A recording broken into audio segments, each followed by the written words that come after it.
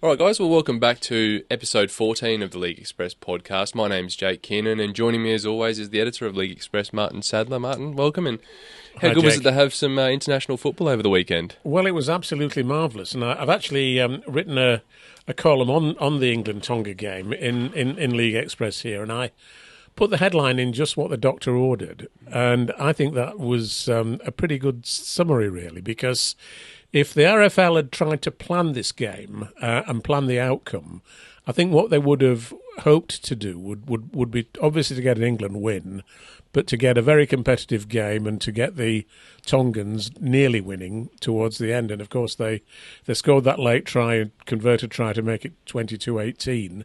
And it was a thrilling final 2 or 3 minutes, to see if England could hold on, which they obviously did. So we go into the second game this weekend with England 1-0 ahead, but with the Tongans incredibly competitive. And I just hope that that the RFL can really sell out this game this weekend and I hope it's another thrilling game. But it was great to see. It's great to see them so competitive, the Tongans. No, that's right. And there was a lot of news coming into the game, players injured, suspended, missing out. Obviously, the horrible news we had with Dom Young. Yes, and I was a bit annoyed about the RFL almost seemed to downplay that, and it actually came out on Monday that how serious his condition is, and I'd just like to send and I'm sure you'd want to do the same thing, send our not condolences, but best wishes to Dominic Young, because it does sound a serious injury, some sort of an infection that's got into his brain, which sounds very serious. And he's in hospital, hopefully making a full recovery. And Dom, if you're able to watch this, or any of your family are, we wish you all the very, very best for a complete recovery as quickly as possible. We won't be seeing Dominic in the Test series, unfortunately, which is a big disappointment because he's had such a great season in the NRL. But I hope that this condition, whatever it is, doesn't prevent him from taking up his Sydney Roosters contract next season in the NRL. I do really feel for poor old Dom because, it's being reported that it started as a sinus infection and then over the course of the flight over here, it got worse. And you know what it's like when you're in an airplane with the pressure affecting your ears and your nose. So I can only imagine how painful that would have been for him. Absolutely. So our best wishes go out to Dom and his family. But before we do fully get into that England versus Tonga game, we do remind our viewers and listeners, if you do want to grab yourself a subscription to the League Express weekly newspaper, head on to www.totalrl.com/shop. Grab yourself a subscription to the Rugby League World magazine while you're there. I think the latest edition covering the grand finals is now available, Martin. So, yes, it is, yes. Make sure you check that out. Heaps of good content coming into the off-season, that's for sure. Yes, great stuff. But yeah, just on that game, Martin, England 22 defeated Tonga 18. And as you touched on, quite a close game, and we see, in the Southern Hemisphere, the way Kiwis put away Samoa over the weekend, 50-0. It's quite refreshing to see England and Tonga still very competitive right to the death. Oh, absolutely. There were lots of questions in my mind about this game before the game, obviously, and one of them, for example, was the England team were getting a very limited preparation time. I mean, there were 4 players in the England 17 who played in the grand final, 2 from Wigan and 2 from Catalans, so they had hardly any time to prepare. They, the 2 Wigan players, Toby King and Harry Smith, would have been celebrating their win at Old Trafford, and the 2 Catalans players, obviously Tom Johnston and Mike McMeekin, would have been, I suppose, drowning their sorrows, presumably. So they had incredibly little time to prepare, and you contrast that with the Tongans, who, for the most part, had probably stopped playing in early September, I would think, most of them. So they had far more time to prepare. But as it turned out, I think the game demonstrated that match practice, and even though they only had a week, some of them between the grand final and that game, there was still, up for it, and they weren't badly affected by having such a short time frame in which to prepare. Whereas I thought the Tongans looked a little bit out of practice, particularly as the game wore on. Obviously 12-all at half-time, and Tom Johnson scored 2 great tries to stretch England's lead to 22-12. But the Tongans, they did come back towards the end, didn't they, and made it very competitive. Now, and they're going to be a real challenge on Saturday in Huddersfield. There's no doubt about that. And I'm really looking forward to the rest of the series. No, absolutely. And that was the big talking point going into it. Will the short turnaround be a help or a hindrance to that England side? Sean Wayne believed that it would help them. Well, I think he's probably proved right, actually. Yeah, absolutely right. I was a bit sceptical about it, but I'm delighted that Sean got it right. And congratulations to him, by the way. Oh, definitely. And I think with Tonga over the weekend, around that, I'm going to say the 55-minute to about 60, 65 minutes, you could see that they were really starting to fatigue, and then it wasn't until that last 10-minute period where they seemed to have got their second wind. Absolutely. And unfortunately, they did have a few attacking opportunities to sort of level the score lines late in that second half, but unfortunately a few errors crept in. So, interesting to see what Christian does with his side heading towards Game 2. I've got to give a big rap to Adam Fanua-Blake for Tonga. He played 55 minutes straight in the middle of the field to start the game. He then went off for a 10-minute break and was put straight back on to finish the match, which is outstanding. Great player, great player, captain, of course. Yeah, I mean, I wouldn't like to do that after having 4 weeks off. No, neither would I.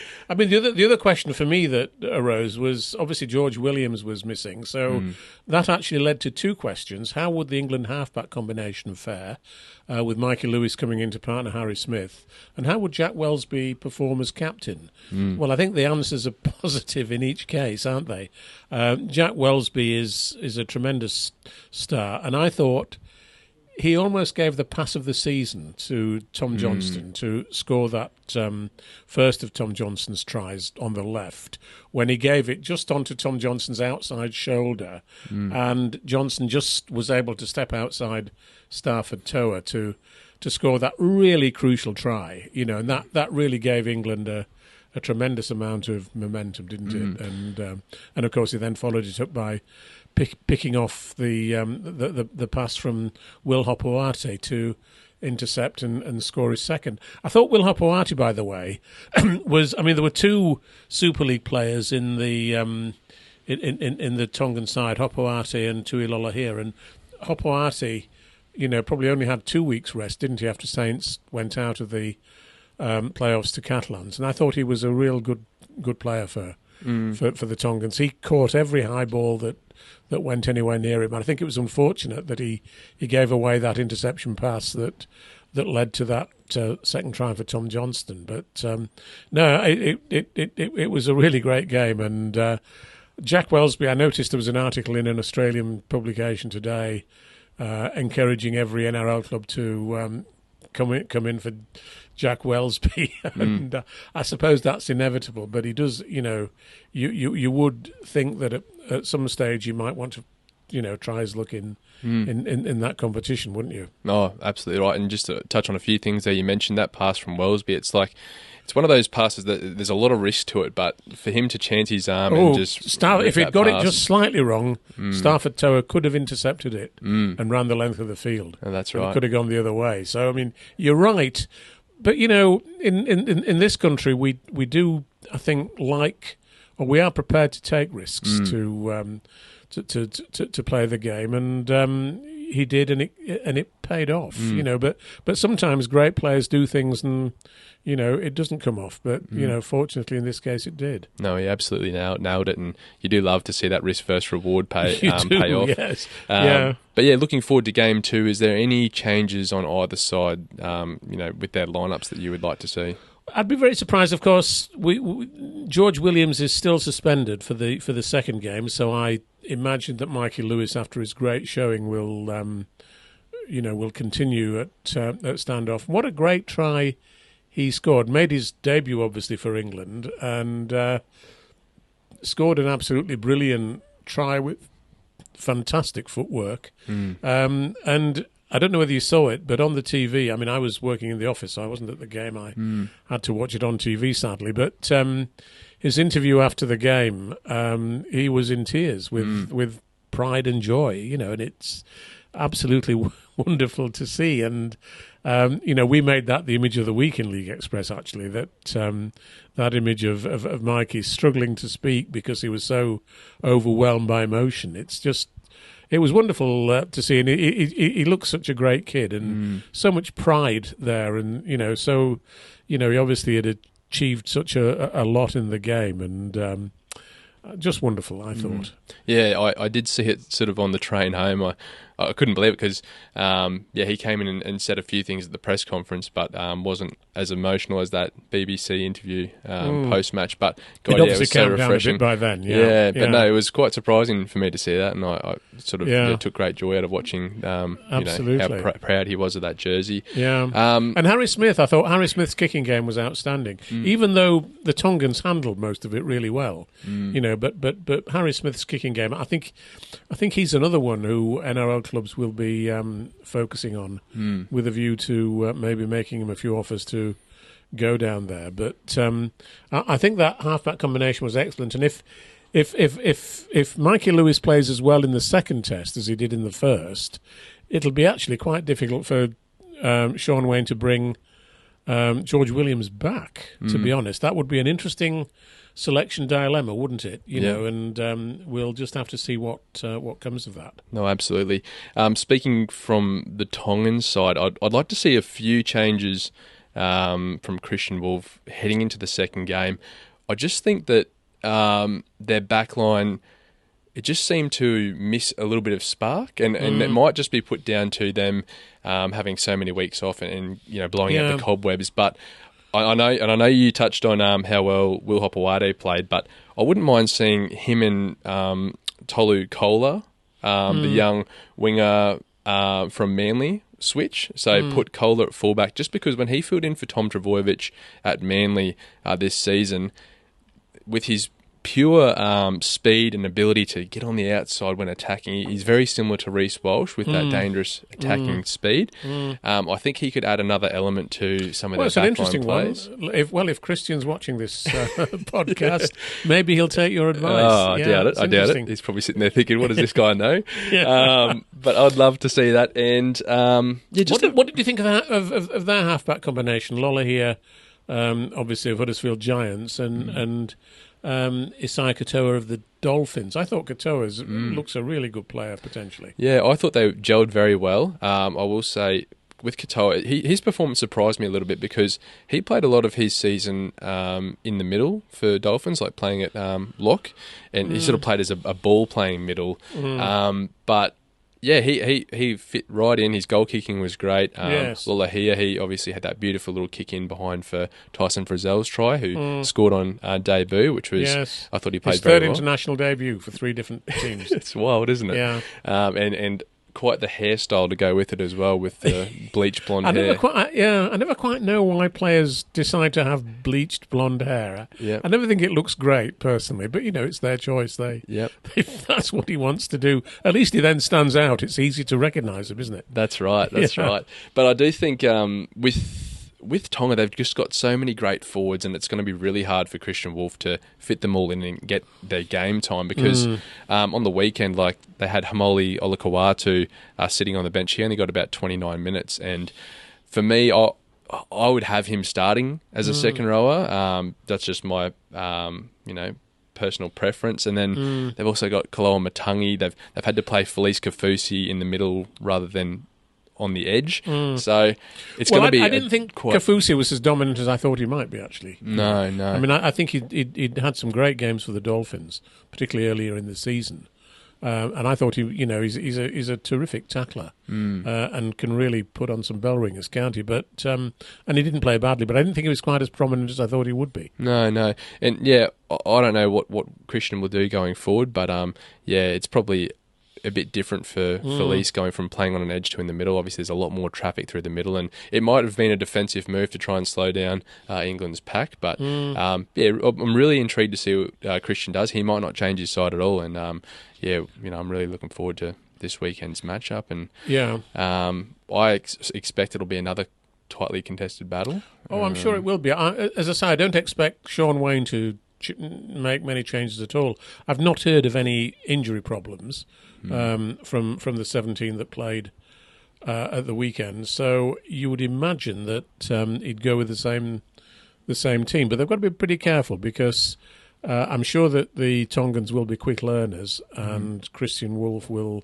have noted, what he might see as weaknesses in the England setup. And I don't think they'll give Mikey Lewis. I think they'll put a bit more pressure on Mikey Lewis this time because obviously he's the inexperienced kid, and I would imagine some of their forwards might take a few runs at him at Huddersfield on Saturday. But I'm sure he'll be up for it. But they've got to give him a bit of protection, I think, this weekend. No, absolutely. And just on Mikey Lewis, I wouldn't be surprised if there was a few NRL clubs showing interest in him if he continues to perform like that on this big stage. Yeah.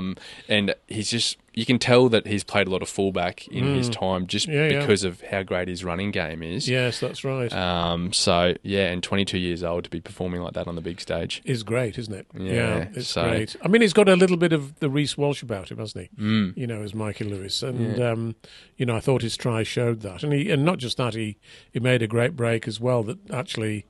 I think led to a try, didn't it, if I recall? But a great young kid, and what an absolute star. Hull KR should be very proud of him.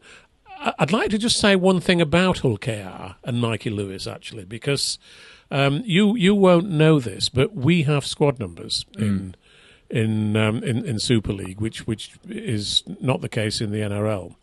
But Hull Kingston Rovers. A few years ago, they retired squad number 6 because it was worn by the great Roger Millward, and who's a hero to so many people in Australia and this country. When Roger very, very sadly died, they decided that they wouldn't give out a number 6 shirt, from now on, with respect to Roger and Roger's family. But I would like to suggest to them now that it would be a great idea if they actually, in consultation with Roger's family, I should say, because I wouldn't say this without them being consulted, but I think Mikey Lewis, he is a standoff, and I think, if they're going to ever give that number 6 shirt to anybody again, a young man who's just made his debut for England and played so well in doing so, I think he would deserve it. And I would like to see somebody at that club, revisit this point with enormous respect to Roger Millward's family. And as I say, I wouldn't propose this if they didn't accept it. But I think he deserves that number 6 shirt next year. Absolutely right. The sky is the limit for Mikey Lewis, that's for sure. Before we get into some of the news, we will touch on a few of the games down south over the weekend. Touched on it before. The Kiwis 50 defeated Samoa 0. The scoreline was an incredible shock, wasn't it? But the Kiwis were absolutely magnificent in the way they threw the ball around and created space, gave it, to the outside men. And really just overran Samoa. But I never got the feeling watching that game that the Samoans were ever totally outclassed at any point in the game. But they did struggle to hold some of the Kiwi big men. I mean, Nelson Solomona, crikey, he's a hell of a competitor. He's a giant too. And when he's a giant. And this weekend they're going to be playing Australia in Melbourne, and then they'll play them again in Hamilton in the Pacific Cup final. The clash between Asafa Solomona and Payne Haas and Tino Fama, how do you say it? Fa'asuamaleaui. Fa'asuamaleaui. It's a tough one. It is difficult to get right. But that's going to be a hell of a clash, isn't it? Yeah. When the Kiwis play them. I mean, Michael Maguire, the Kiwi coach, I don't think he'd be completely satisfied with that performance because I don't think their completion rate was as good as he would like it to be. And if it's like that against the Australians will punish them. But, it would be incredible for the Kiwis to win the Pacific Cup in Hamilton in just less than 2 weeks' time. It would be great for rugby league, and it would be another sign that, the Kiwis ought to have a second NRL team. But having said that, how many times in the past have we said the Kiwis are on the verge of beating Australia and then they never quite managed to do it. We saw it in the World Cup semi-final last year at Elland Road in Leeds, when they gave a tremendous performance but just couldn't quite beat the Aussies. The last time they did it, incidentally, was probably in 2008 in the World Cup final, wasn't it, when they did win that particular year, when Benji Marshall was playing and played a great game. But it would do the rugby league world a hell of a lot of good for the Kiwis to win, especially if their rugby union cousins win their World Cup this coming weekend in France. If they beat South Africa, which I think they may well do, it'd be great to link that Kiwi success to the All Blacks success, to have a sort of double triumph, really, from their point of view. So let's see whether they can do it. I think the one thing that may be letting down the Kiwis at the moment is they don't really have a recognised number 9 at the moment, because obviously Brendan Smith's had off-season surgery. No Jeremy Marshall-King, so they sort of had to go back to the drawing board and had a few players sharing minutes in that role. I think Kieran Foran might have played a fair bit of time there as well. Yeah. So, I mean, Kieran Foran's a real great survivor, isn't he? It's amazing. He's been going a long time as Kieran, and it's great to see him. I thought he played very well for the Kiwis, actually, at the weekend. No, definitely. So, yeah, Kiwis will take on Australia this weekend. A few people are saying it's a dead rubber because they're going to have to play them again next weekend. Well, they will, but it'll still be a great game. There's nothing. There's no dead rubber between Australia and New Zealand. That's a ridiculous thing to say, really. Both sides will be up for it, and the Kiwis will be very, very keen to show the Australians, what they can do, and. It's amazing. I thought one of the incredible things about the New Zealand Samoa game was the incredible number of Samoans in the crowd. The blue and red of Samoa was incredibly prominent in the crowd. In fact, I would say there probably is. I think the crowd was about 24,000 at Eden Park, and it probably deserved a bigger crowd than that, really. But the Samoans, probably there were as many Samoans there as New Zealand supporters, and I hope that the New Zealand public will realise what a great rugby league team they've got, not just the New Zealand Warriors, but the New Zealand international side, and really get behind them, particularly for that game at Hamilton, when it for the final of the tournament. And it's just great to see. It's great to see international rugby league being played in both hemispheres at the moment, isn't it? Absolutely. It's just what we need, and absolutely marvellous to see. No, you're exactly right. We also had Fiji 22 defeated Cook Islands 18. Obviously, the same score as England-Tonga. Yes, fascinating. No, absolutely, and great to see Cook Islands bounce back after last weekend's. Got hammered by PNG, didn't they? Yes. Yeah. So a great game. I thought. For Cook Islands, I only watched the highlights for this one, but Isan Masters looked like he had a great game. He was filling in the number 7 jersey, which is sort of unheard of from him. And I saw a bit of talk online, people discussing whether he could be a halfback option for clubs going forward. And look, the way he played on the weekend, maybe he could be. But you never know. Yeah. And then on the other side of the park, Fiji, I'm sure they probably thought that they would win this game by a lot more. More easily, yes. Yeah, I don't think the Fijians have made quite the same amount of progress as Tonga and Samoa, for example. Like Samoa got to the World Cup final last year. I mean, there's this general rise in, South Pacific Rugby League. But interestingly enough, I noticed a story today that the Melbourne Storm are probably going to take a pre-season game to Fiji, and they've taken out a new sponsorship with Fiji Airlines, a new 3-year sponsorship with the Storm, and it's going to give them quite a lot of links with Fiji, and I think that's just tremendous news. And I hope we can see a much greater throughput of Fijian players into the NRL to ultimately to strengthen the Fiji team. I mean, it's interesting to see, isn't it, how well the Fijians did in the Rugby Union World Cup, and we want to see the same thing happening in our sport as well, and I'm sure it will do. And, evidence of the Rugby World Cup, there's a huge talent pool there of players. I'm sure we get a few converts over from Union to thrive in our game. Absolutely, yeah. And I believe Jason touched on it in our episode last week that we haven't played an international or a game of NRL over there in so many years. It's time we did, isn't it? Yeah. It's time we did, and hopefully that will change. I mean, it's interesting that the Pacific Bowl tournament is being played entirely in Papua New Guinea, in Port Moresby. So Fiji and Cook Islands don't get a home game, and that, which is, I can see the logic of playing those games in PNG, but it would be nice to see games being played in Fiji and Samoa and Tonga and maybe even the Cook Islands, although I can't imagine the Cook Islands have got a very big stadium in such a small place with such a limited population. But you never know, and it's great to see. I mean, there are 7 significant teams now in the Southern Hemisphere, aren't there?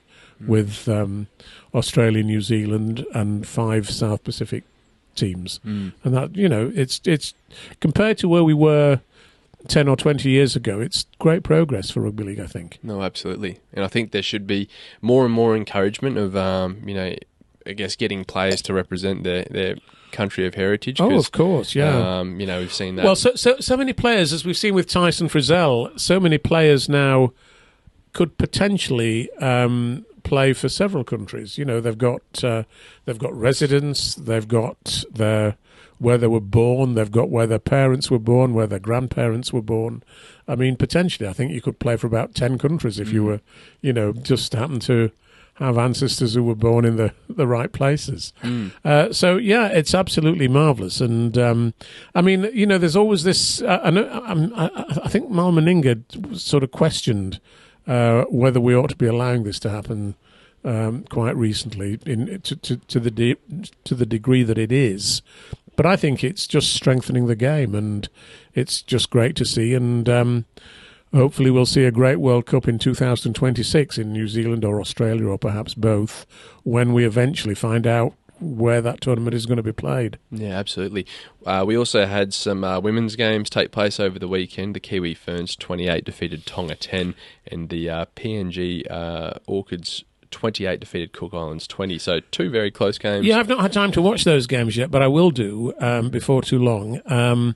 But yeah, I mean, it's great to see women's rugby league taking off in as well in the South Pacific. I'm not surprised to see the New Zealand Kiwi Ferns beat Tonga, because they obviously came very close to Australia.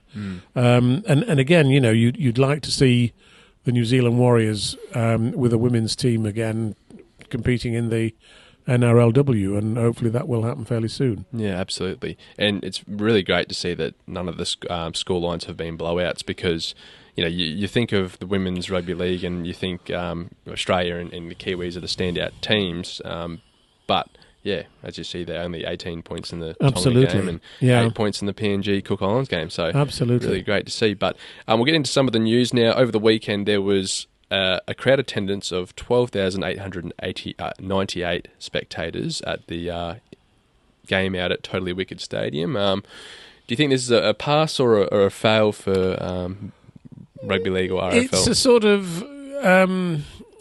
well, it's not... I mean, if you're giving it marks out of 10, you'd give it 6, wouldn't you, I think? It could have been significantly better. I mean, I'm not absolutely sure what the RFL did to promote the game. They did take out an advert in our newspaper, which I'm obviously very happy that they did. And I'm not sure. One of the interesting things about the game for me was that the English crowd were pretty quiet, particularly early in the game. I mean, there were quite a few Tongans there, weren't there? A significant number of Tongan supporters who really added, I thought, to the atmosphere. But the English fans were fairly quiet, and I think the reason for that is that whereas if we'd been playing Australia, the English loved nothing more than to beat the Australians, and the crowd noise would have been tremendous. Yep. But everybody actually quite likes the Tongans, so there's not that same feeling of we're desperate to beat them. I think the English fans all wanted to win, but they were sort of sitting back a bit and just watching and enjoying the game rather than being emotionally committed to it. I would say one thing though about the crowd, Jake, and I've mentioned it in my column in League Express this week. I'm always shocked to find how little respect the RFL pays to some of its former great players.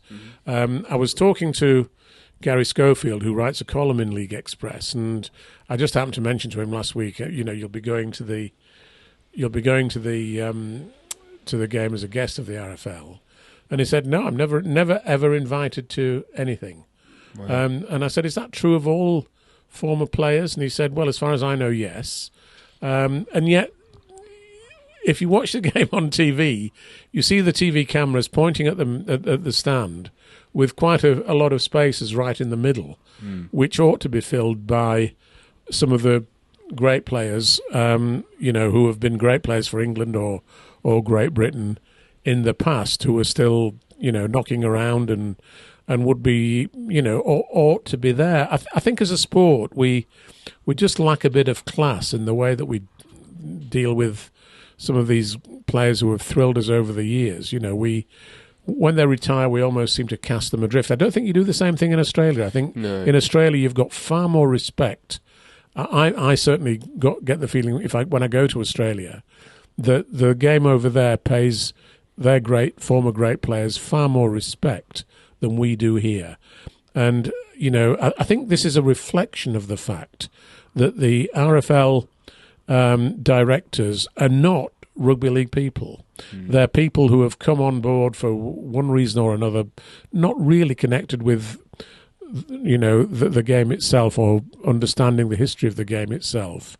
And they don't have this insight into the game that I think they ought to have, ideally. And I think they ought to be asking questions of why aren't some of these great players invited? I mean, there are going to be, we won't sell out the ground at Huddersfield on Saturday. There's no doubt about that. It's a 25,000 capacity stadium. I don't think we'll get too near to filling it. So why not invite a whole host of ex-players, ex-Great Britain, England players, and, put them in... give them some hospitality and put them in the stand and let them cheer the boys on. I think that's just such an obvious thing to do that it's ridiculous it's not already being done. Absolutely. And in Australia, what we tend to do is we'll have reunions for like the kangaroo tours. Well, we do have some Lions reunions in this country.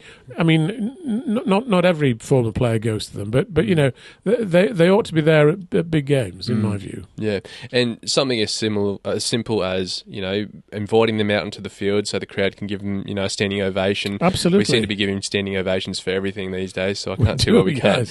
Add in some of our former greats to that as well, and then that also inspires the England boys running out. They can form a little, a tunnel for the England boys to sort of walk out through. And things like that for spectators going to the game. If they know that they could brush shoulders with an English great and potentially get an autograph or a conversation, it just adds to the occasion. That's right. Couldn't agree more. So something that they could improve on, and hopefully we do see something like that in the games. But who knows?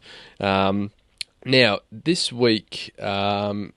I read in this week's edition of the League Express newspaper that IMG are set to reveal their initial grading scores this week for all the clubs. Yes, I mean we're here talking on Tuesday, and as far as I'm aware, but the RFL hadn't confirmed this, by the time that we sat down for this podcast. Okay. But as far as I'm aware, they're likely to issue these illustrative gradings on Wednesday. The gradings actually won't have any meaning in terms of affecting the competitions next year, but they will be illustrative, and they will show the clubs what gradings they would have got if the grading system had been in place now, and it will sort of show them what they need to do to get higher gradings. And of course the interesting thing, I suppose, for most of us is to see which clubs will be awarded an A grade, and that's going to be quite fascinating to find out, isn't it? I guess just for some of the casual fans, what are they taking into account with this grading system, and what long-term implications could this have on a side going forward? Well, it's all the things that it's quite a complex list actually that's listed on the RFL website. But if we look at, I've actually got to look at it to remind myself. it's a 20-point thing. So the maximum you can get is 20 points. The minimum, I suppose, is 0. And of that 20 points, 5 points come from something called fandom, which is not just your attendances, but the way that you interact with fans on social media and so on and that sort of thing. Another 5 points comes from your performance, so that if you're, the higher up you finish in the pyramid, the more points you get, and particularly if you win grand finals and challenge cups and so on. Then you've got finances, which is another 5 points. How stable are your finances? How much money do you generate from broadcast income sources and so on and so forth. Then 3 points goes to the quality of your stadium, defined against various criteria, and 2 points go to your catchment area, which is quite controversial because the catchment area, the way that they've defined it in linking it to local authority areas, is something that you can't do much about. And I think that's a ridiculous thing. And the one thing that that doesn't come into the grading system is whether you've got an academy team, for example, an academy squad that's successful and so on. So it doesn't really show that investment in grassroots and the investment into junior teams in your district. That's really a bit frustrating. But we'll see what comes. Yeah, right. And if anyone wants to read that article there by Chris Jones, is it? It's on page 3 in the League Express paper this week. So grab yourself a copy of that to have a read. Yeah. Now, moving on. So, over the past week, the NRL started its marketing for the Las Vegas opener next year with a huge electronic sort of billboard graphic on the side of Allegiant Stadium, which is home to the Las Vegas Raiders. Yes. What did you make of this? Obviously, that's still 4 or 5 months away. Good to see them. Well, it's good to see them doing some marketing over there and drawing attention to, it's hopefully going to be a weekend when Australia takes over Las Vegas, isn't it? Let's hope. I know that Tim Tszyu, the Australian boxer, is hoping to be fighting for a world title in Las Vegas on the same weekend. Yeah. So that would be a great addition to it.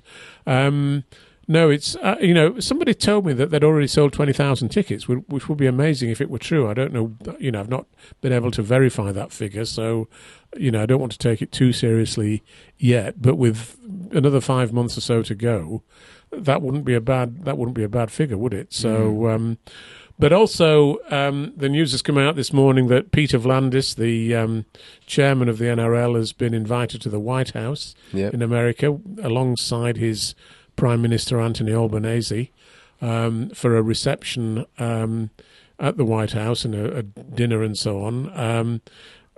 I think it's coming up very, very soon with the American president hosting the Australian Prime Minister. So with Peter Vlandis there, so that's a great networking opportunity for the NRL boss, and I think one or two of the sports in Australia are a bit jealous of that, probably, if they've not been invited. I don't know if they have, but I'd certainly be a bit envious of that if I were people there in Australia and I wasn't on the guest list.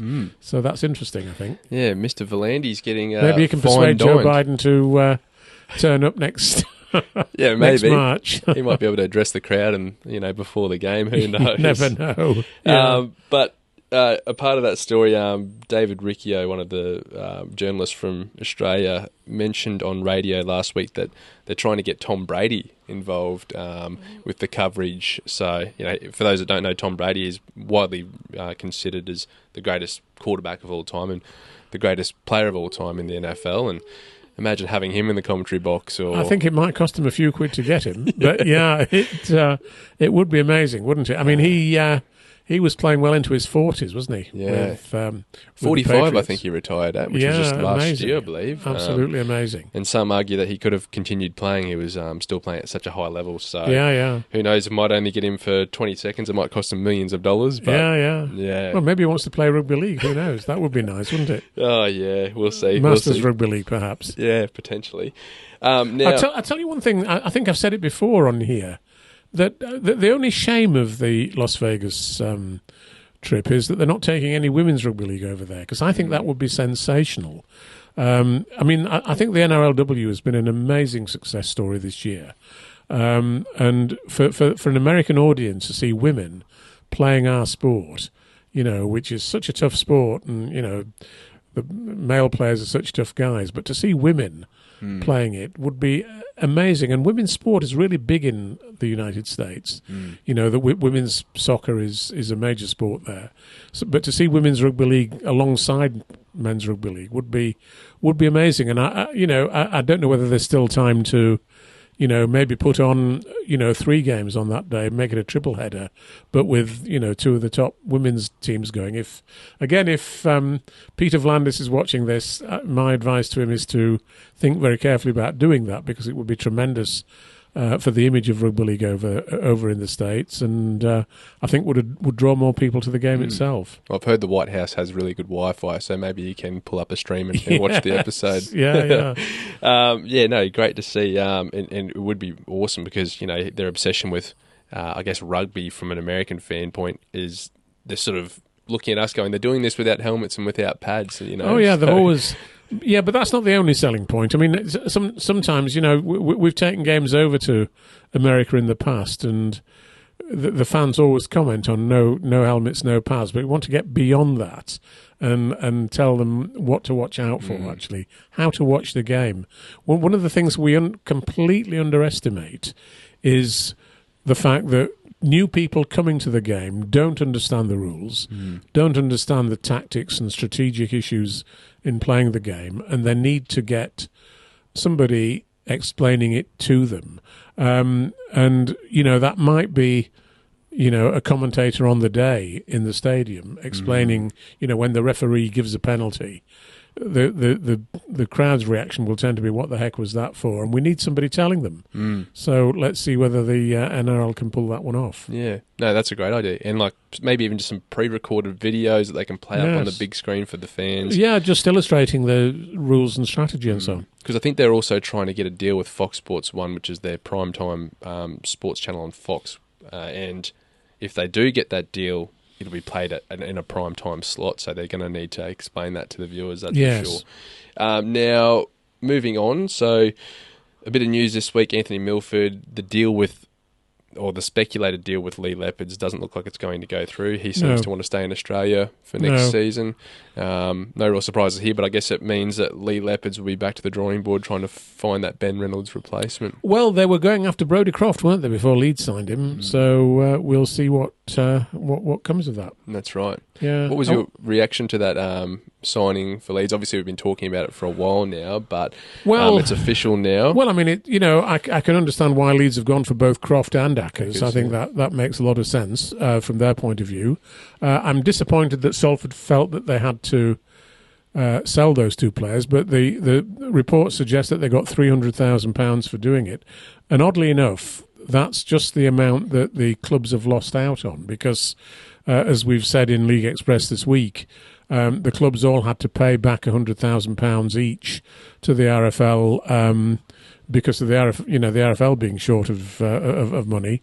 And next season, the clubs will get 1.3 million each, not 1.5 million each, because of the reducing Sky deal, and that is a real threat for clubs that don't have a benefactor. And of course, even the clubs that have benefactors, it means that their benefactors will have to dig deeper into their own pockets, which not every benefactor will want to do, of course. So the game is coming under increasing financial pressure, Jake, and it's a great concern. And I've actually written an article this week in the paper that says we ought to, if you're under financial pressure, you have to cut costs. There's no other, or somebody else has got to put the money in. And if you're going to cut costs, the best way to do it is to have a separate salary cap on overseas players, because a lot of our clubs spend an awful lot of money, excuse me, on NRL players who are coming over here, and it's maybe we need to put a £500,000 salary cap on overseas signings and make the rest of the salary cap, British players only, to cut down that element of expenditure, but also to encourage more English players coming through and into the system, and ultimately feeding into the international team, because there are so many overseas players playing in Super League now that I think that Sean Wayne, the England coach, in some positions must have quite a difficulty finding English players who are available for selection. Absolutely right, and it is a bit of a struggle, I guess, for some of those teams that are towards the bottom of the ladder, narrowly avoiding relegation. They sort of look to attract those star players to try and boost their spot. So, but yeah, I agree. It'd be great to see more investment in juniors, and you see some of the most successful clubs in the competition at the moment. They're the ones that are investing in their academy. Can I just give a credit as well to London Broncos here, because they will be in Super League next year, of course, and I think Mike Eccles, their coach, is one of the smartest people in the game in this country. And when they beat Toulouse in that Championship Grand Final, of their forward pack, the front five were all young guys who had been brought up in the southeast of England, in London and the surrounding areas, which is an incredible achievement, really, from their point of view, and shows that they are doing some great development work to get these young guys coming through, and I more power to their elbow. I'm watching with intrigue to see if they make any recruitment in the coming weeks. Well, the first job that they've got to do is decide which of their existing players can transfer to being full-time. And I think most of them probably will, but there may be some that are doing jobs outside the game that they don't want to give up. So those players would probably come on the market for, well, mind you, maybe not, because of course, if they're working in London, it would be difficult for them to play for any club other than London, wouldn't it? As a part-time player.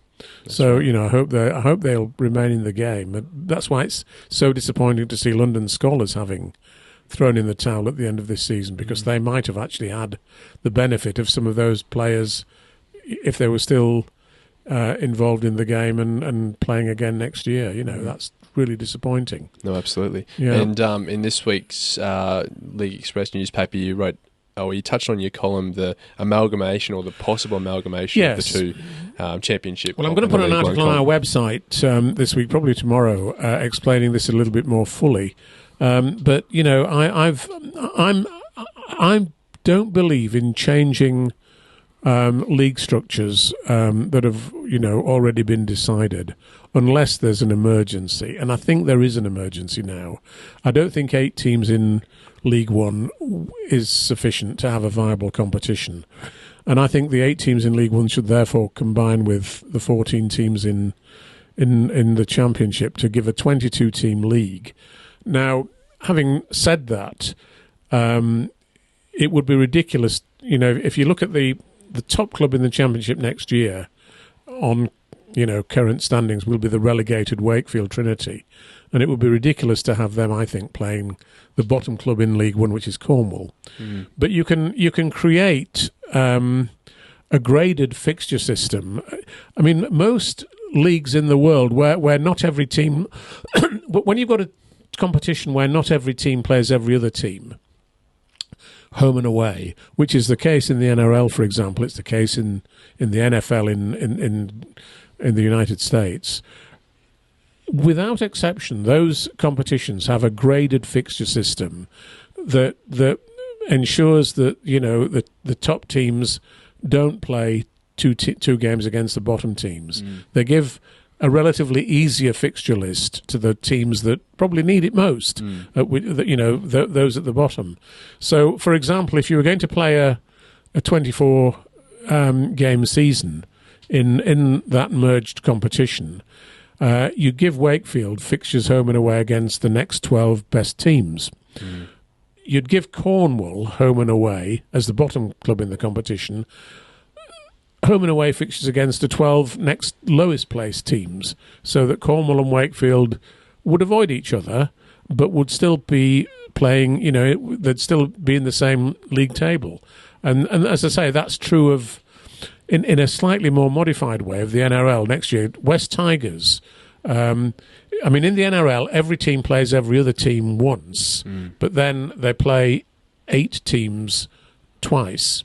And broadly speaking, West Tigers, as the bottom team this year, will probably play the 8 teams nearest to them, from positions 9 to 16 as their second game, and Penrith, as the top club, will play the next 8 teams, at the top half of the league as their second game. So it's not an unknown thing, this, and I think the RFL needs to grasp it, and they need to give some hope to the clubs that are in League One. And we found the League One clubs actually issued a statement last week saying that constructive talks remain ongoing.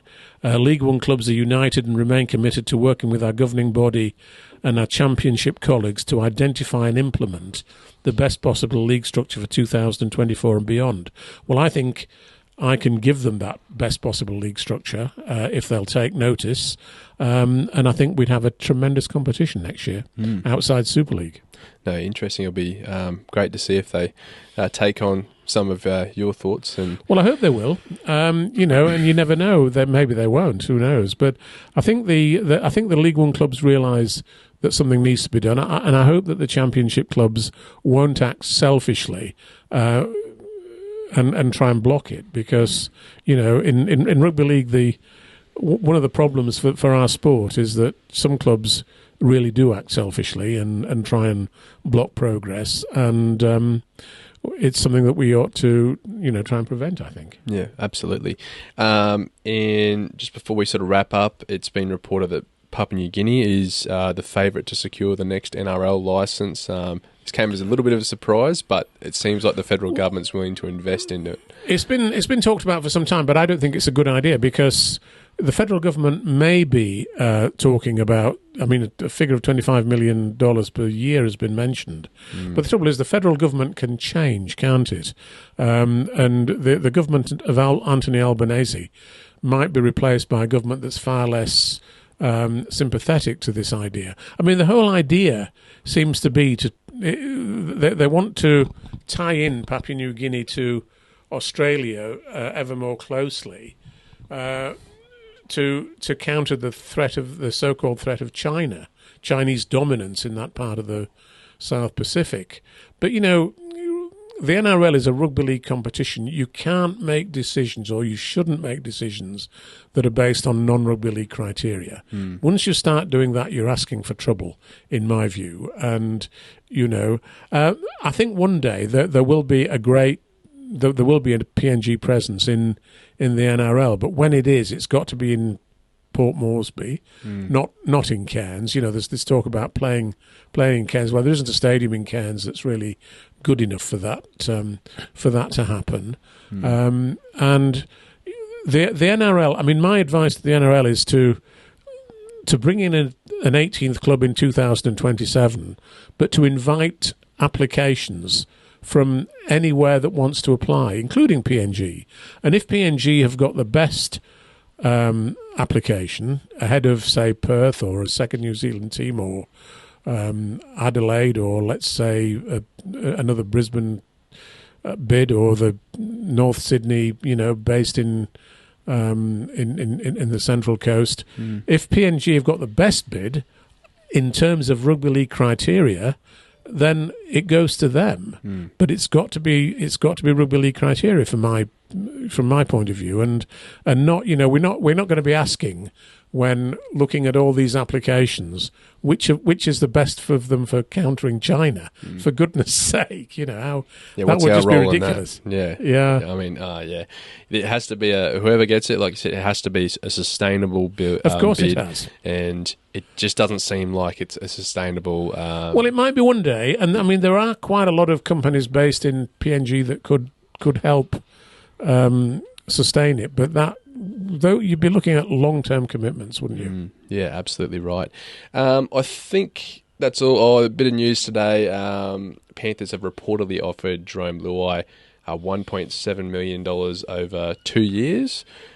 He's due to test his value on the open market, so it's quite a good payday for someone that plays along Nathan Cleary. I think he's, I mean, the Samoans really missed him on Saturday in their test match against New Zealand. He's obviously had this shoulder operation, which is obviously quite a serious thing from his point of view, but he's a very good player, and, if he can go onto the open market, see what he gets, every player's entitled to do that. So, and I would have thought there'd be plenty of teams in Australia, as well as perhaps Lee Leopards, who knows, looking to possibly sign him. But by the way, Lee Leopards, would they be interested in Blake Austin? He's off the market now, isn't he? He's on the market and a free agent, as far as I can tell. So maybe they'll turn their attention to him, which I think wouldn't be a bad signing for them. No, absolutely, and it brings that veteran sort of senior